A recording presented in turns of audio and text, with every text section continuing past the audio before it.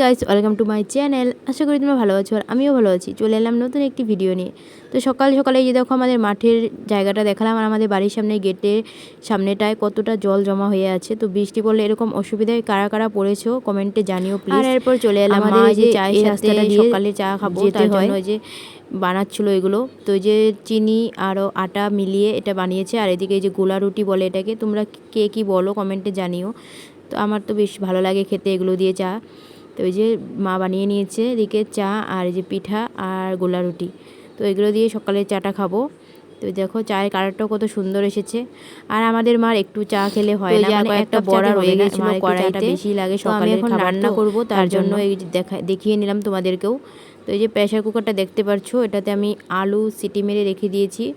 তো সেদ্ধ হয়ে গেছে আলুটা। তো এবার নামিয়ে নিব আলুটাকে। তো কেন আলুটা সিদ্ধ করেছি, কি তরকারি করব, চলো দেখতে থাকো পুরো ভিডিওটা। তো এই যে প্রেশারের মুখাটা সুন্দর করে খুলে নিচ্ছি আমি। তো খুলছিল না, এক হাত দিয়ে খুলছিলাম, তার জন্য ক্যামেরাটা ধরেছিলাম আরেক হাতে। তো এবারে যে একটু ক্যামেরাটা রেখে তারপরে যে আমি খুলে নিলাম। তো আলুগুলো সিদ্ধ হয়ে গিয়েছে। এরপর আমি এখানে আলুগুলোকে একটু মেখে তারপরে যেখানে হলুদ নুন দিয়ে জিরা সম্বারে দিয়ে শুকনো লঙ্কাও দিয়েছিলাম।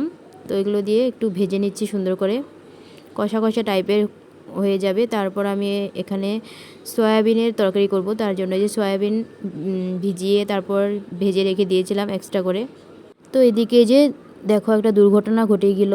আমার রান্নাটা শেষ করার পর মা বলেছিল বোনকে দুধটা বসিয়ে দিয়ে গেছে একটু লক্ষ্য রাখতে। তো বোনের অসাবধানতার কারণে ওই ঘটনাটা ঘটেছে। তো এটাও একটা ভগবানের ইঙ্গিত, ভগবান মানুষকে সাবধান করে দেয় যে খারাপ সময় আসছে তোমার।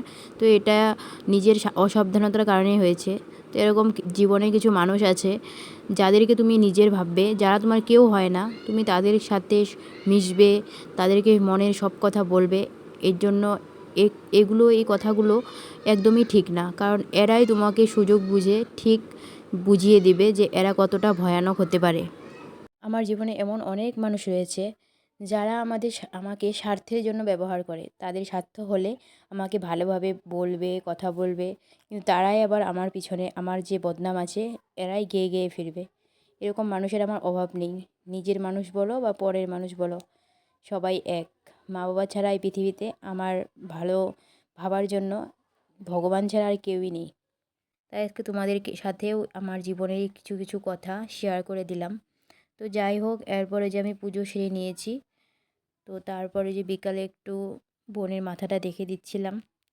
তো ওই যে দেখো দুই একটা উকুন ওর মাথায় চলে এসেছে। তো এই যে ওর মাথাটা আমি পরিষ্কার করে দিচ্ছিলাম, কারণ একসাথে ঘুমাই তো আমার মাথায় চলে আসবে এর জন্য। তো এই ভিডিওটা আমি লুকিয়ে লুকিয়ে করেছি। ভিডিওটি ভালো লাগলে লাইক কমেন্ট শেয়ার সাবস্ক্রাইব করে দিও। দেখা হচ্ছে নেক্সট ব্লগে। সবাই ভালো থেকো, সুস্থ থেকো, পাশে থেকো।